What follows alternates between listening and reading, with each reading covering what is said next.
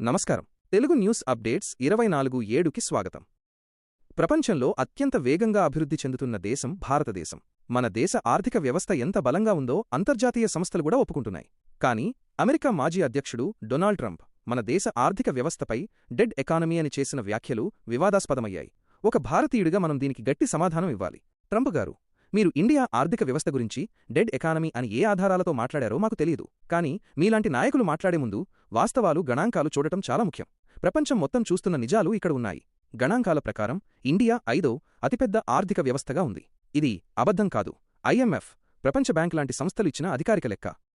2030 నాటికి 3వ స్థానానికి వచ్చే సత్తా ఉన్న దేశమిది.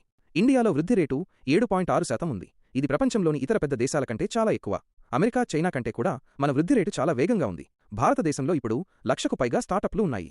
ప్రపంచంలోని పెద్ద పెద్ద కంపెనీలు భారత్లో భారీ పెట్టుబడులు పెడుతున్నాయి. UPI ద్వారా నెలకు 1,200 కోట్ల ట్రాన్సాక్షన్లు జరుగుతున్నాయి. ఇది ప్రపంచంలోనే గొప్ప డిజిటల్ విప్లవం.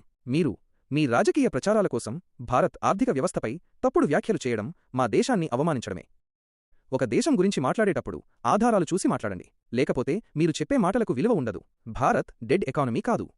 ఇది ప్రపంచ ఆర్థిక రంగానికి స్పందనిచ్చే శక్తివంతమైన దేశం. దయచేసి మాట్లాడే ముందు వాస్తవాలు తెలుసుకోండి. వాస్తవాలు మరియు గణాంకాలే మనకు బలమైన ఆయుధాలు. తెలుగు న్యూస్ అప్డేట్స్ 24/7తో మరిన్ని ఆసక్తికరమైన అంశాలతో మళ్ళీ కలుద్దాం. అంతవరకు సెలవు.